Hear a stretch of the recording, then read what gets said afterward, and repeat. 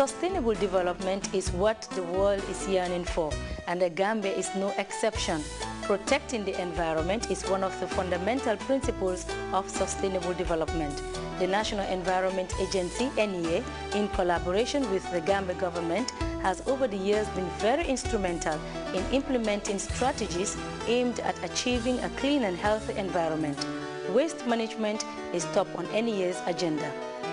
These long-lasting, weightless and inexpensive materials, plastic bags, constitute a tiny portion of total plastic consumption. Environmental hazards caused by littering of plastic bags and a bad image mainly due to lack of awareness by the users.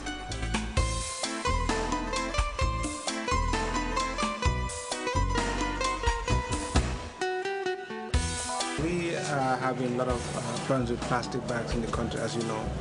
They are found everywhere in the country, and they are a nuisance to the environment because they're harmful to fish species. When you burn them, the fumes are harmful to people's health, and then they also are not durable. So what we said is there are options to deal with this problem. One way is to ban them completely in the country or find another solution. Plastic waste is a big problem in the Gambia. If you look at our waste stream, it constitutes almost 25–30% of the waste generated. And it's also an eyesore. Wherever you go in this country, you find plastic waste. And this is increasing by day. With the coming of new plastic, water bottling companies, which some of them are within the communities. We have the protein, water producing companies within the communities, which are producing a lot of plastic waste.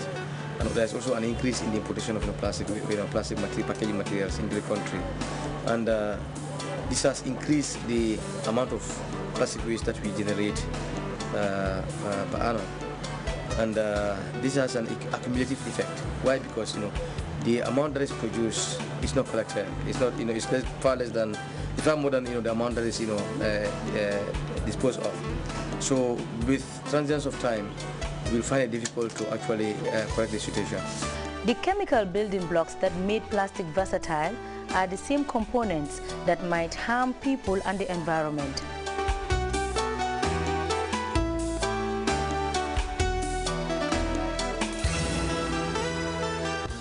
Plastic is one of the major toxic pollutants of our time. Being a non-biodegradable substance composed of toxic chemicals, plastic pollutes earth, air and water. And it also affects the environment and the health of the people.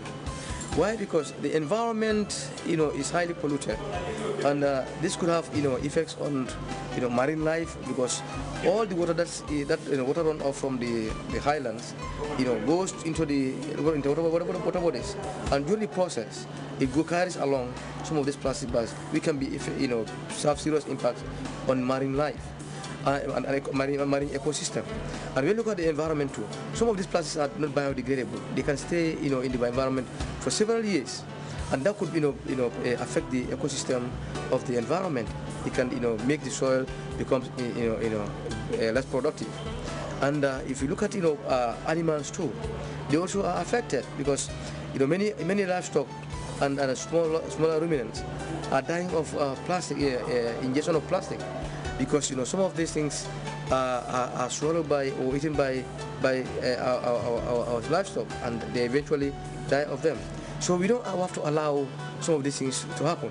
If you go to Bakote right now, the environment is highly, then it doesn't populated, and we have children living in there. But when there is fire, fire at the dump site, people there, live in a living hell, because they are exposed to high volumes of concentrations of highly toxic fumes, which can cause cancer. And who knows? There is no study though conducted to ascertain how much in the degree of exposure of these people to this type of fumes. But definitely when you burn plastic, you expect to have fumes that are very dangerous to the health of people.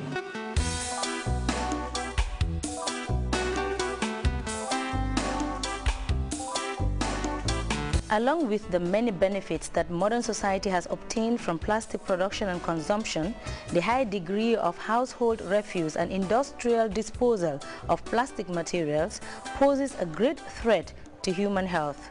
she found out that people also use these plastic bags to kindle their fires when they were about to cook, which is also dangerous, because when you take plastic and to light your fire, you're causing problems, because the culinary environment is so tight. Looking at the Gambian situation, the culinary environment, a culinary area is so small that the fumes that are coming from that fire, and this is barely plastics. You have dioxins and phenols coming from the plastic, and you're exposing yourself to this, and which can cause cancer.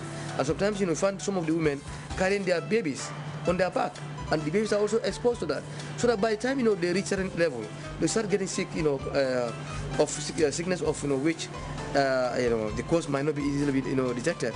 Why? Because you might not have the facilities to be able to trace, diagnose a cancer at early stages. So these are some of the problems that we are facing. When women buy oil or palm oil, they put them in plastics, and when they come, they have to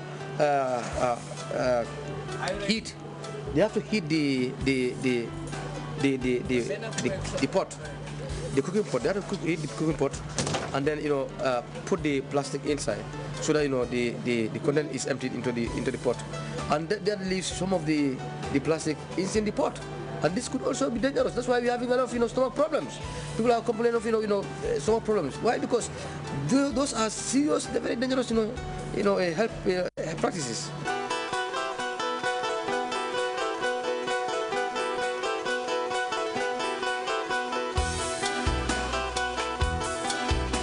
Plastics should be considered as raw materials rather than waste.